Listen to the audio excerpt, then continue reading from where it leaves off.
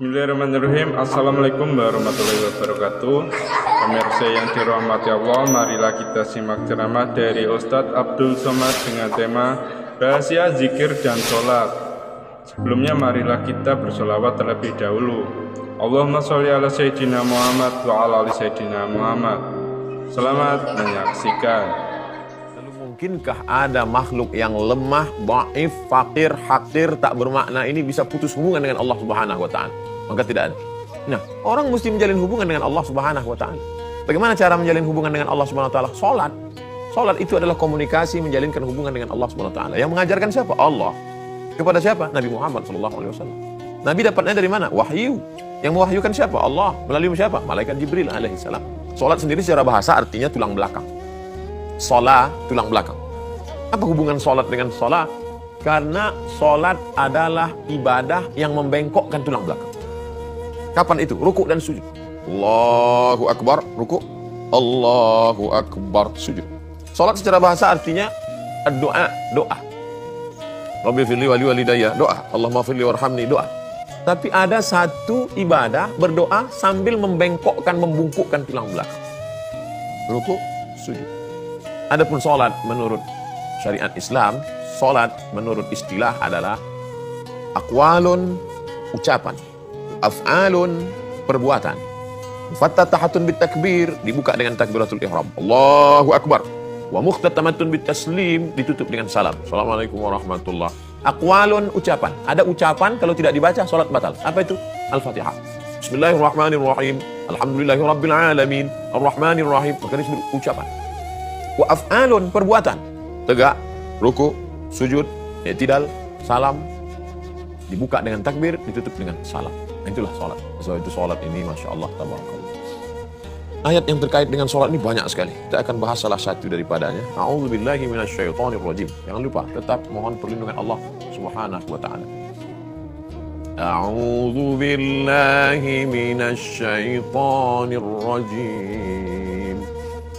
Surat An-Nisa 103. Fa idza qadaytumus salata, fa maka, idza apabila, qadaitum kamu sudah melaksanakan salat. Kalau kamu sudah melaksanakan salat, salat subuh, salat zuhur, salat asar, salat maghrib, salat isya, salat sunat, qabliyah subuh, qabliyah zuhur, ba'diyah zuhur, qabliyah asar, qabliyah maghrib, ba'diyah maghrib, qabliyah isya, ba'diyah isya. Salat yang terikat dengan waktu. Salat pagi, isyraq, duha, awabin, malam, tahajud, witir. Salat yang tidak terikat dengan waktu.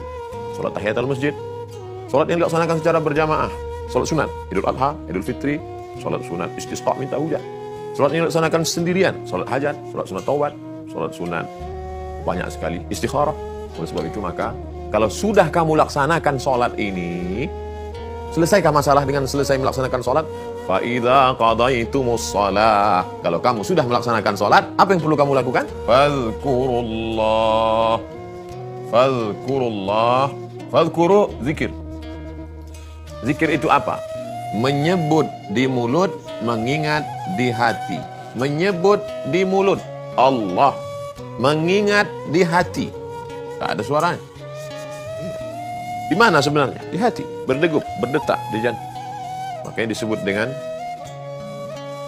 ya muqallibal qulub, yang berbolak-balik. Kenapa disebut dia muqallibal qulub? Allah yang membolak-balikkan hati. Pagi berzikir, siang lupa. Jangankan dari pagi ke siang, dari siang ke petang, dari petang ke malam. Tadi berzikir, sekarang lupa, berbolak-balik. Sementara kita maunya jangan sampai putus. Fadhkurullah, mulut menyebut, hati mengingat. Fadhkurullah. Kapan itu? Pada kondisi apa? Qiyaman, tegak. Wa qu'udan, duduk. Wa ala junubikum. Wa ala junubikum, jambu, samping. Junubikum, ketika kamu sedang menempelkan sisi tubuhmu ke lantai, berbaring. Saat berdiri, menyebut, mengingat Allah. Saat duduk, menyebut, mengingat Allah. Saat berbaring, menyebut, mengingat Allah. Kenapa yang disebut tiga ini? 1, 2, 3. Siapapun orangnya, apapun jabatannya, dimanapun dia tinggal, maka posisi kondisinya tidak kurang, tidak lebih daripada 3. Yang sedang beraktivitas, mengajar, berolahraga di kampus, dia sedang berdiri. Dan dia sedang menyebut Allah.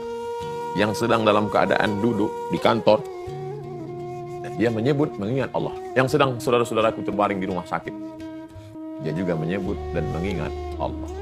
Yang disebut itu apa? Ada yang menyebut afdaluz zikri la ilaha illallah. Ini yang paling afdal.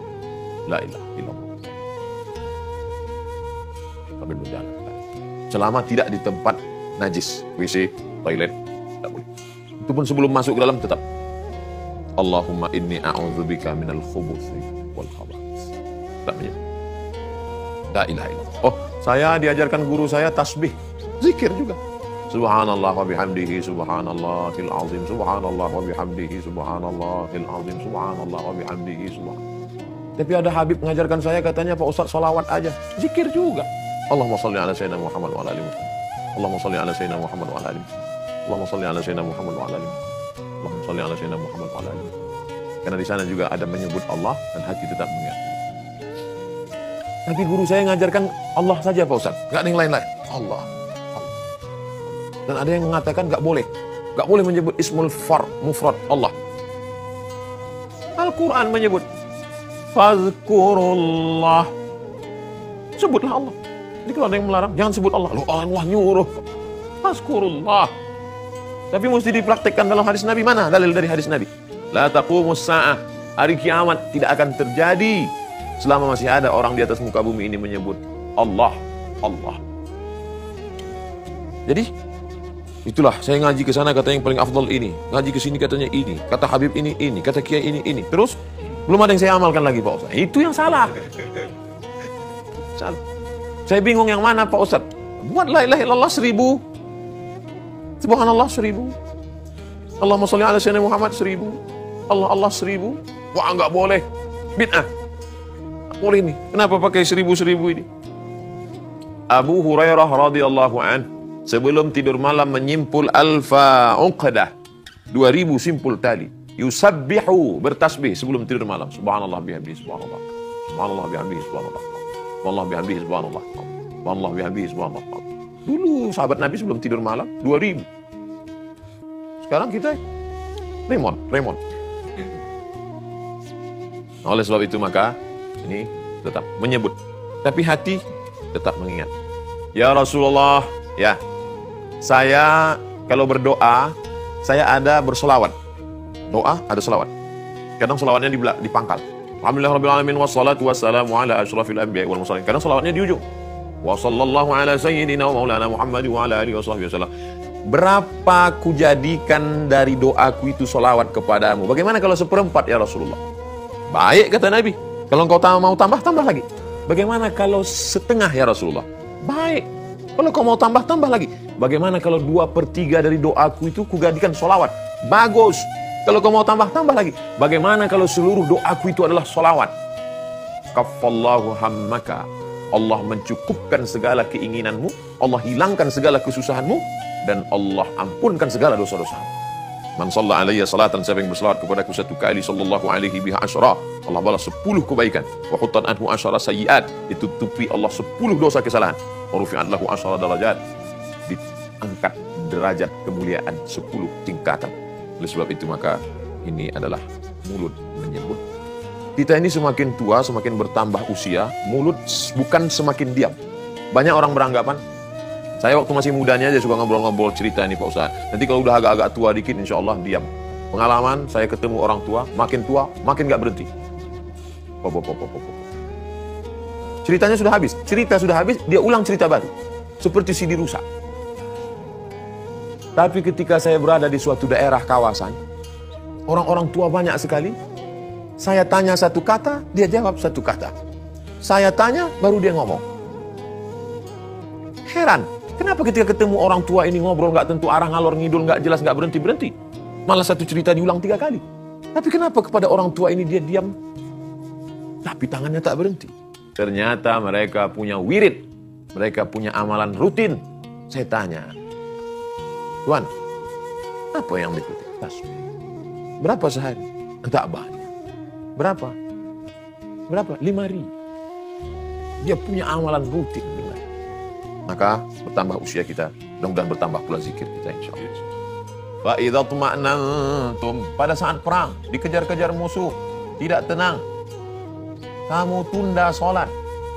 Tapi pada saat aman damai, fa idza tuma'nantum, kalau sudah aman, fa aqimus shalah, tegakkanlah sholat. Berapa kali kata sholat diulang Allah di dalam ayat ini? Belum selesai, sudah 2 kali dia ulang. Fa idza qadaitumus shalah fa aqimus shalah. Dari satu sholat ke sholat berikutnya, apa yang membuat koneksi hubungan kita tidak putus dengan Allah? Zikir. Bulat, titik di tengah. Jam 12 azan zuhur, sholat. Jam 3 lewat azan asar, sholat. Jam 6 lewat sedikit azan maghrib, sholat. Jam 7 kurang lebih, sholat. Lalu di antara sholat ini, zikir. Ayat ini membantah, membatalkan pernyataan orang yang mengatakan kalau sudah zikir tidak perlu. Hayya 'alas shalah. Kalian sholat, pergi sholat.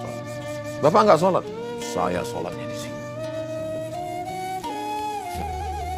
Ketika Hadratus Syekh Hashim Asy'ari, Kiai Haji, sedang sakit demam panas, dia panggil santri untuk mapah membawa ke masjid pesantren Tebu Ireng. Dan baca dalam biografi. Kiai kan sedang sakit, ini panas demam. Apa kata beliau? Panas tubuhku ini tidak ada apa-apanya dibandingkan dengan panasnya neraka jahanam. Belajar di Makkah, bukan sekedar belajar di Makkah. Mengajar di Masjidil Haram sebelum pulang. Pernah mengajar ke Masjidil Haram. Tapi sholat berjamaah tetap tidak tinggal. Sholat ini belum ada apa-apa sudah mengaku cukup dengan sholat batin zikir saja. Sholat kamu cuma dikit, zuhur, asar, maghrib, isya, subuh. Sholat saya tidak pernah putus. Sholat bukan zikir. Dalam sholat ada zikir, tapi zikir bukan.